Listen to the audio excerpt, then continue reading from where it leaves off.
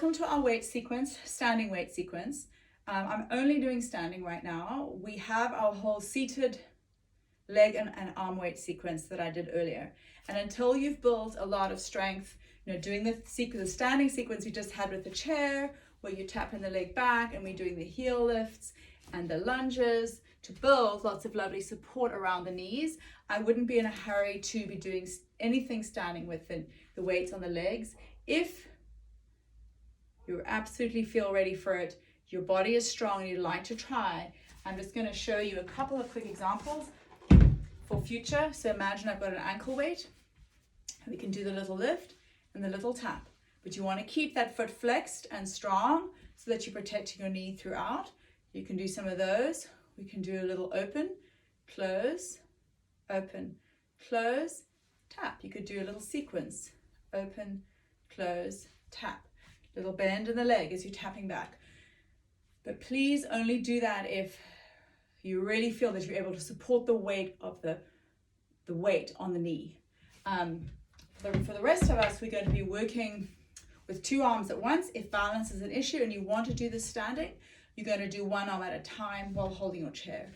Our knees are going to be a little bent. Because we're moving, I've taken my feet a little wider than hip width apart, just to be a little more stable. I've got that same micro bend. Some of the time I'm going to bend a little bit more than a micro bend, but I'm not doing a deep squat. I'm not sending my butt out. I'm keeping my natural curve, and my knees aren't going beyond my toes. That also is going to protect my knees. So if I do a bend, it's going to be small.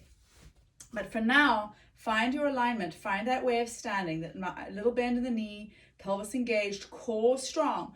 Core is lifting and lengthening the torso and holding it stable so that we don't compromise the back while we work on the arms.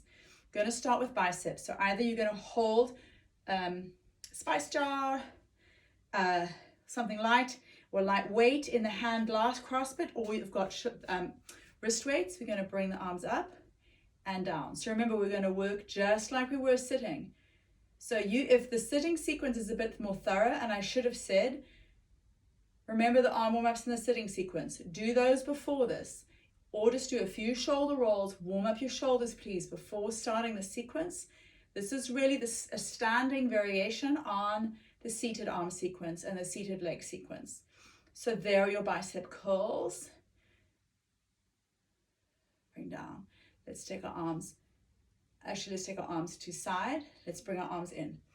Open and in closing. So open, close. So I've maintained my feet, that little micro bend. My core is engaged. My torso and my legs are very present, even though I'm working in the upper body and my arms, and that's where my attention is going. From here, we're going to go straight to the arm lift. Take it up and take it down. Take it up, take it down. I actually want to take them closer to each other and take it down. Pay attention to your shoulder blades. Can you feel them moving and solidifying on the back body? As you come down, can you kind of bring those shoulder blades towards each other?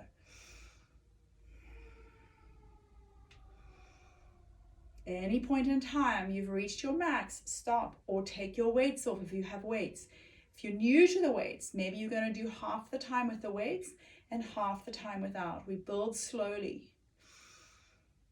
And safely lower the arms. Just give the arms a little bit of a breather. You can even give it a little massage in between, but you're moving with weights.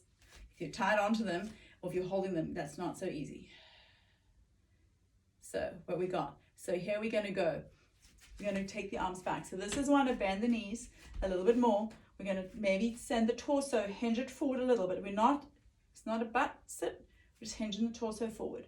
We're going to take the arms back and in. So you can see I've got the upper arm is angled back. I'm just moving from the elbow. So that's activating your tricep.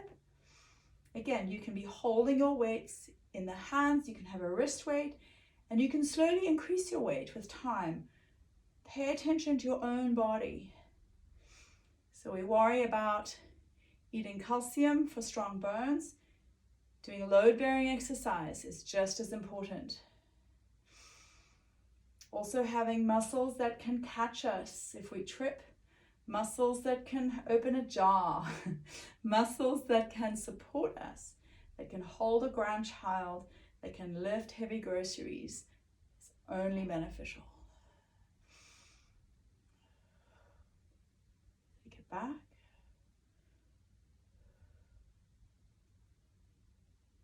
Yeah, okay, so now let's do that fun sequence where we, remember from sitting, I'm going to take your fists forward, take them up, take them down, spin them, and now we're going to bend our knees and just hinge subtly and in, up, down. So now, as you bend the knees, engage the outer hip, engage the quad. You want to send a little more weight into the heels than in the toes here. This is actually a bit of a leg walk workout.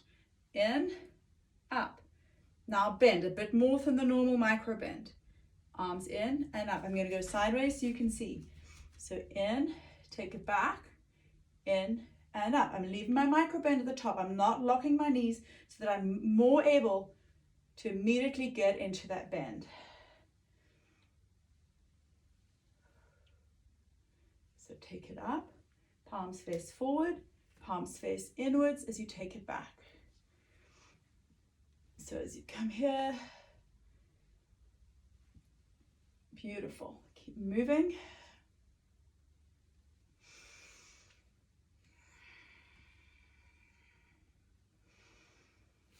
So that, let's take our weights off.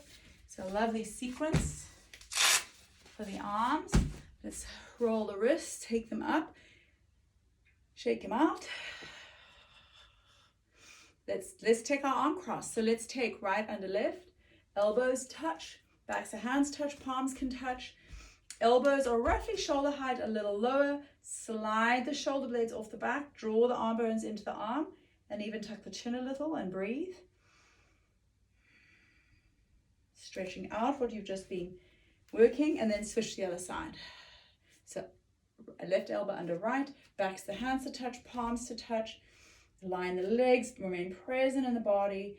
Elbows around about shoulder height, maybe a hair lower. Upper arm bones slide back into the shoulder socket. Ears slide away from shoulders. Shoulders slide away from ears. Shoulder blades slide off the back, and the palms kind of move away. And then I'm tucking my chin just a little to have a lovely, more of a stretch in the back of my neck. The shoulders a roll. Let's take it's kind of a nice, grab your strap for something. Well, let's see. Can you clasp your hands behind your back? So we've done some lovely stretching in the back body. I want us to be able to stretch across the front. For a lot of us, this becomes very narrowed and shortened just because of reading, typing, cooking, holding children, driving. A lot of our movements, and worry, a lot of our movements are very hunched in our modern lives. So a lot of us become very short across the front body and actually find it hard to roll our shoulders back. So can you clasp your hands behind your back? If you can do so easily, great. Hang tight. We'll be with you in a moment. If you can't, grab a t-shirt, sock, dish towel, your yoga strap. If you have a strap, it's often good to hold the buckles so they don't bang around. So then get your strap. We don't want our arms super wide. We want them hopefully narrower than your shoulders and go as narrow as you can at this point. So you either have your arms clasped or you're holding your strap. If you're holding your strap, think about it, the arms clasped, hands clasped, palms face each other. So you want to flip the palms so they face each other to get a similar feeling. You can feel that as it happens, the little stretch happens across the front of the shoulders. So everybody, hands clasped or clasping your strap, you're going to roll the shoulders up, back, and down. And then you're going to descend the hands, but also send them away from the body just a little bit. And you should be feeling a big stretch across the front of the body. And breathe. You can do this stretch any time of day. Doesn't have to be after we've done our exercise. This one's a little easier once our body is warm.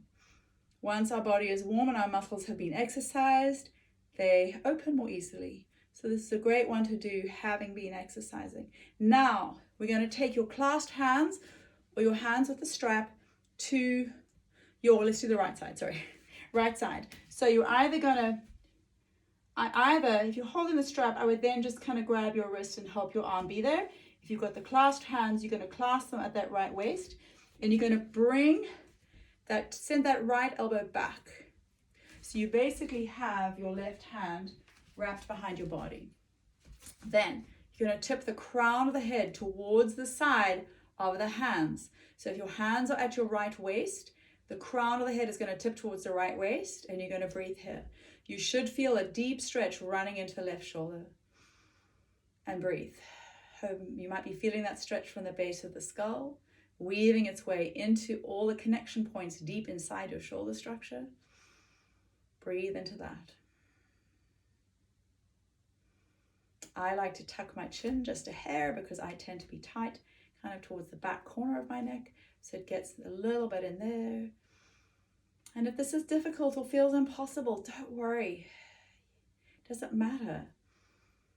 What matters is that you breathe and you bring equilibrium and you bring calm into this space. Letting your body know that it's safe, that it's okay to let go of held tension. And acknowledging that your range of motion is increasing because of what you're doing right now. Very carefully lift the head back to center. Release the arms, give them a little roll. So take either your hand clasp, switch your thumb to your awkward clasp, the unnatural clasp, or take your straps again. One more time, roll the shoulders back, send the hands down and away, and now we'll do the other waist. So bring the hand to the other side. If you're holding the strap, you can hold like that, but I want this side to relax a little, so you might just reach back. Your hand might only be partway behind you, so you might just want to reach back and hold it like that. But we're ultimately drawing this arm as far across the waist as possible. If you're able to clasp the hands, you're going to clasp them. You're going to slide that elbow back, and you're going to drop the crown of the head towards the side of the hands. So if your hands are at your left, moving towards the left waist, that's the direction the crown of the head goes. And again, for me, tucking my chin just a little bit deepens the work. Breathe. So as you breathe deeply, you've created some restriction in your body. And that restriction means you're forcing on your inhalation. You're bringing movement and a massage from inside out to the connective tissue of the shoulder, the musculature of the shoulder, the musculature of the ribs, the upper chest that doesn't move a lot. See if you can maintain your deep breath even though this feels quite restrictive. If there's sharp pain that doesn't allow you to breathe, move out of the pose to an easier version.